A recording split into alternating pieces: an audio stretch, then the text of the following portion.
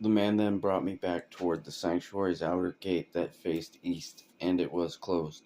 The Lord said to me, "This gate will remain closed, it will not be opened, and no one will enter through it, because the Lord, the God of Israel, has entered through it.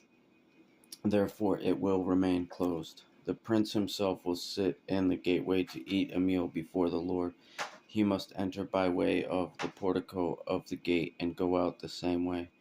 Then the man brought me by way of the north gate to the front of the temple. I looked, and the glory of the Lord filled his temple, and I fell face down. The Lord said to me,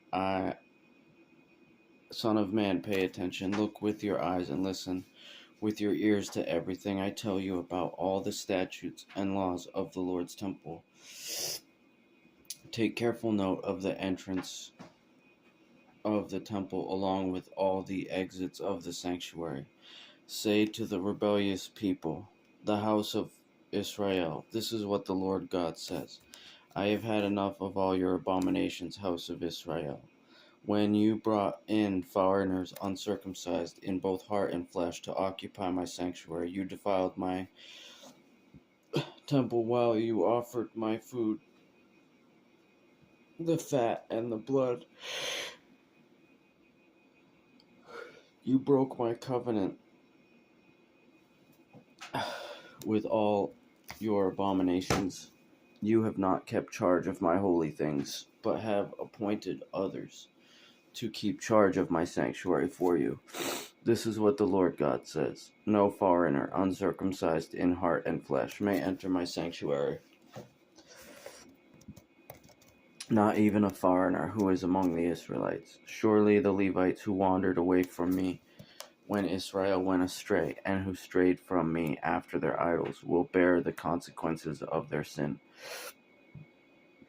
Yet they will occupy my sanctuary, serving as guards at the temple gates and ministering at the temple. They will slaughter the burnt offerings and other sacrifices for the people, and will stand before them to serve them, because they ministered to the house of Israel before their idols, and became a sinful stumbling block to them.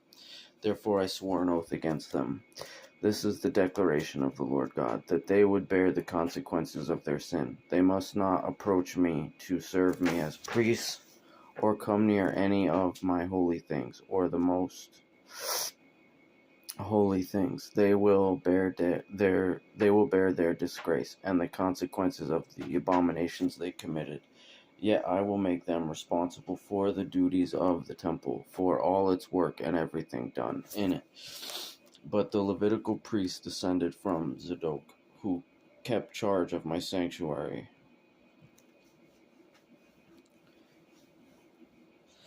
When the Israelites went astray from me, will approach me to serve me. They will stand before me to offer me fat and blood.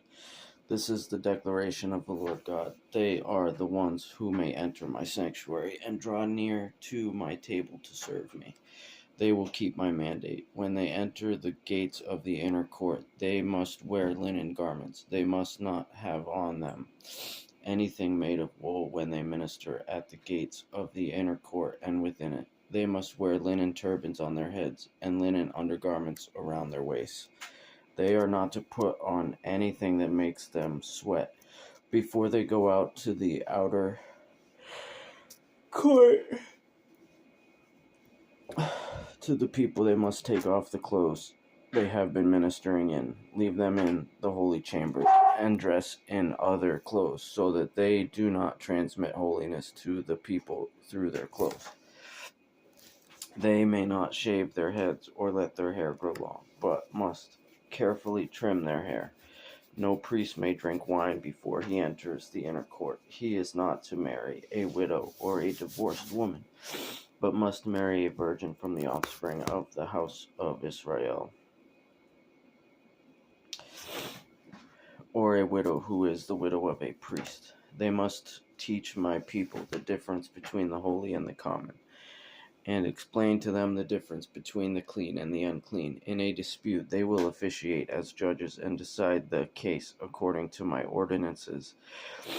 They must observe my laws and statutes regarding all my appointed festivals, and keep my Sabbaths holy. A priest may not come near a dead person, so that he becomes defiled. However, he may defile himself, for a father, a mother, a son, a daughter, a brother, or an unmarried sister, after he is cleansed, he is to count off 7 days for himself. On the day he goes into the sanctuary, into the inner court to minister in the sanctuary, he must present his sin offering. This is the declaration of the Lord God. This will be their inheritance. I am their inheritance. You are to give them no possession in Israel. I am their possession. They will eat the grain offering, the sin offering, and the restitution offering. Everything in Israel that is permanently dedicated to the Lord will belong to them. The best of all the first fruits of every kind and contribution of every kind from all your gifts will belong to the priests. You are to give your first batch of dough to the priest so that a blessing may rest on your homes. The priest may not eat any bird or animal that died naturally or was mauled by wild beasts.